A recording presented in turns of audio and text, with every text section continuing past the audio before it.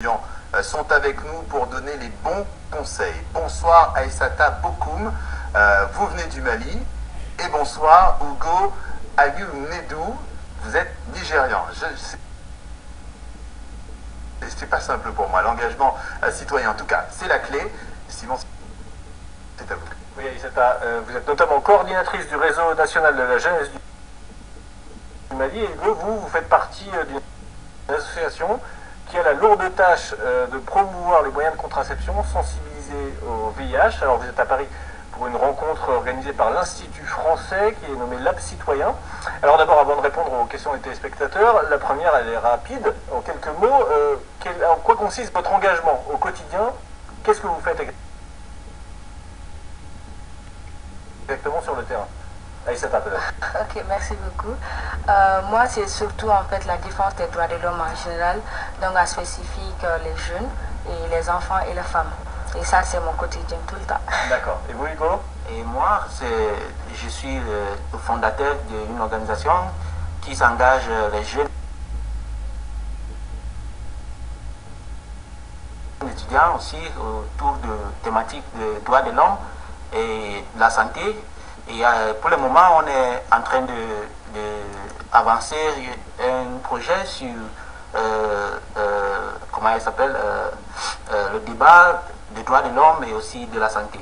D'accord, au Nigeria, très bien. Alors, vous avez été quelques-uns à nous poser des questions. On va faire des commentaires sur Internet, Mick notamment, de RDC. Oui, il ne dit pas facile de s'engager. Mick, il habite en Norvège, il est de Kinshasa. Beaucoup d'Africains ignorent leur pouvoir à cause de la précarité. On refuse d'engager nos droits civiques par peur de perdre un statut social, le travail, la vie, tout simplement. Comment on fait pour oublier cette précarité et s'engager pour les autres? Comment vous avez fait, vous, concrètement? Ok, merci beaucoup. Moi, je crois que c'est ça, cela demande juste du courage, parce que c'est pas facile. Au début, par exemple, les thématiques que nous abordons, c'est tellement tabou chez nous que l'aspect social vient et il y a trop de charges sur notre tête, parce que les gens ils viennent et te disent que voilà, en fait ils voient en toi l'image d'une personne mauvaise alors que tu es là juste pour une bonne cause, tu te bats pour les autres, mais on ne comprend pas ça.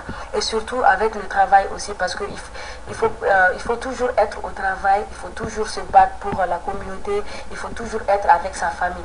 Donc il y a un poids qui est là, mais il faut toujours avoir du courage et surtout toujours se fixer en fait des objectifs et se dire que c'est ça mon objectif et il faut que je mette tout pour l'atteindre. Et comme ça, ça va quoi. Toujours, il faut qu'on ait la foi surtout et le courage. Beaucoup de courage. Ouais, Alors, courage. notre téléspectateur, il nous dit l'opposé, ou presque, c'est Zouar Kabongo de Kinshasa en RDC, lui il vit en Irlande. Lui il nous dit la souffrance et l'abandon des gouvernements africains face à la jeunesse ont contribué à l'accélération de la prise de conscience de la jeunesse africaine. Finalement, plus c'est dur, plus on a envie de se battre. Est-ce que c'est votre sentiment à vous? Bon, je veux parler du cas de mon pays, Nigeria, et je veux dire le gouvernement essaie aussi d'engager les jeunes, mais on peut dire que c'est pas assez. Bon, parce que pourquoi les jeunes, mon pays est toujours très jeune dans la démocratie, et c'est juste en 1999. Parce que bon, on a eu beaucoup de coups d'État dans mon pays et c'était juste en 1999 qu'on est entré vraiment dans la démocratie. Donc, le gouvernement est toujours en train de développer des plans de projets pour engager les jeunes. Donc, pour l'instant, le gouvernement fait tout pour engager les jeunes, mais on a aussi des situations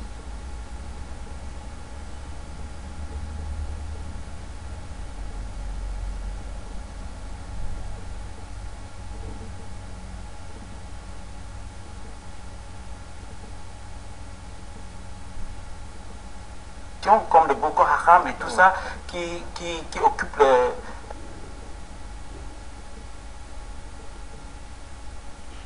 Les esprits occupent le terrain, les obstacles politiques qui occupent le gouvernement aussi. Mais je pense que bon, d'ici à on doit se réunir comme les jeunes, comme les citoyens qui sont positifs pour avancer. Pour avancer, oui. Alors, des obstacles, vous en avez parlé. Parmi ces obstacles, il y a aussi celui du financement, l'argent le nerf de la guerre, comme on dit. Comment on gère ça? Qui veut répondre? Ok, moi.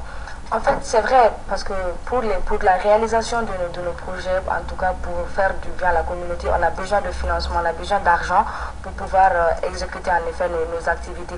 Mais en fait, on doit aussi se dire une chose, c'est qu'on n'a pas toujours besoin de demander de l'argent pour pouvoir. Il y a ces projets en fait qui sont vraiment, qui ne demandent pas beaucoup de coûts, qui sont réalisables et c'est des projets qui sont impactants. Il faut juste savoir planifier en fait. Sinon, c'est vrai que le problème de l'argent aussi, c'est un problème qui Donc pèse. pour vous, c'est l'organisation d'abord. C'est l'organisation d'abord et aussi en fait maintenant il faut que les partenaires aient confiance parce que beaucoup de partenaires ont été tellement déçus qu'ils ont peur de financer nos projets.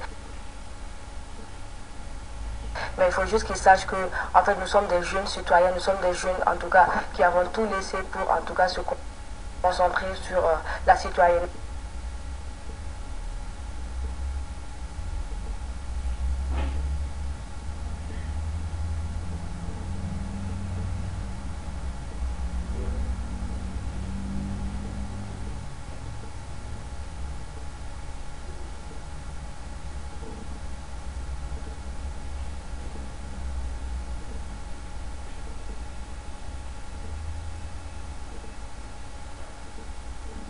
Et surtout se battre pour la communauté.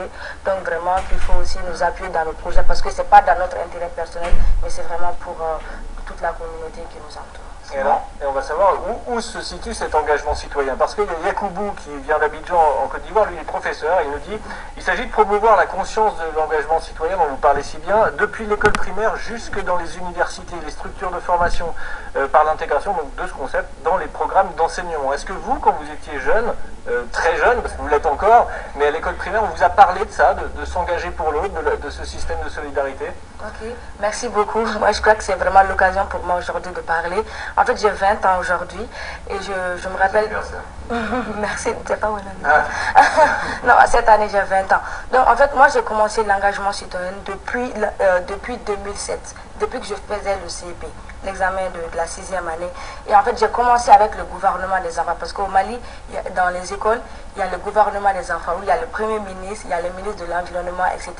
Et c'est de là-bas que, en fait, a commencé mon engagement pour ma communauté parce que c'est de là-bas que je me battais pour que les salles de classe soient propres, pour vraiment que voilà, les aliments qu'on vend à la porte, voilà. Du quotidien. Donc c'est ça en fait. Et même dans ma communauté, je participais vraiment aux échanges et tout. Et après, j'ai été admise au Parlement des enfants du Mali où je me battais toujours en fait pour la cause des enfants parce que je voyais toujours des enfants qui étaient en train de manger dans les rues.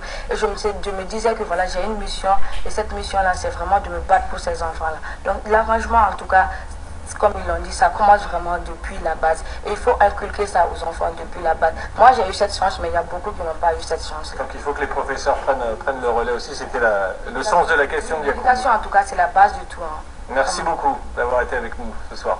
Merci et bonne fête de l'Aïd à toute la communauté, à ma famille et à tous mes amis.